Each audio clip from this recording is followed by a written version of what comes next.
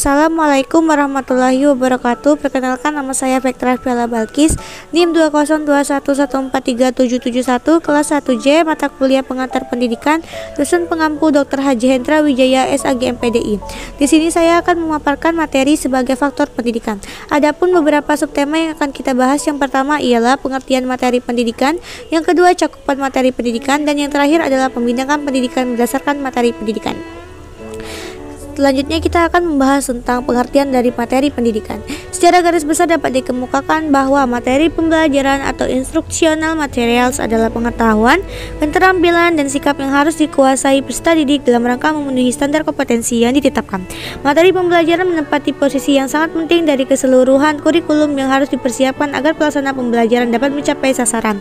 Sasaran tersebut harus sesuai dengan standar kompetensi materi yang benar-benar menunjang tercapainya standar kompetensi dan kompetensi dasar, serta tercapainya indikator.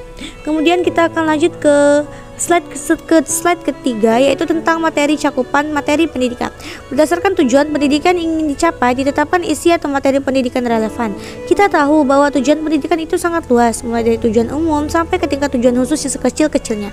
Guru harus dapat memberi penafsiran yang tepat mengenai jenis dan fungsi tujuan yang akan dicapainya secara konkret, sehingga dapat memilih bahan atau materi dengan aspek kognitif, afektif, dan psikomotor. Untuk mencapai tujuan tersebut, isi atau bahan yang tepat harus dipilih. Ini yang slide keempat, ini yaitu masih dengan materi cakupan materi pendidikan, yang mana di sini ada pemilihan bahan atau materi di samping harus sesuai dengan tujuan. Kemudian ada kriteria atau syarat utama yang harus dipertimbangkan dalam pemilihan itu adalah, kemudian ada berdasarkan hal di atas, guru harus memilih bahan atau materi yang perlu diberikan secara khusus, yang tidak perlu. Untuk itu guru harus mempertimbangkan segala sesuatu. Kemudian materi terakhir adalah pembinaan pendidikan berdasarkan materi pendidikan. Pendidikan biasanya berawal pada saat seorang bayi itu dilahirkan dan berlangsung seumur hidup. Pendidikan bisa saja berawal dari sebelum bayi lahir, seperti yang dilakukan oleh banyak orang dengan memainkan musik dan membaca kepada bayi dalam kandungan dengan harapan ia akan bisa mengajar bayi mereka sebelum kelahiran. Bagi sebagian orang, pengalaman kehidupan sehari-hari lebih berarti membiarkan sekolah mengganggu pendidikan saya.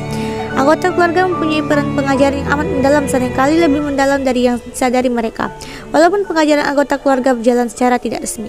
Itu saja pemaparan dari saya. Apa ada salah kata mohon dimaafkan, kepada Allah saya mohon ampun. Wabillahi taufiq wal hidayah. Wassalamualaikum warahmatullahi wabarakatuh. Terima kasih.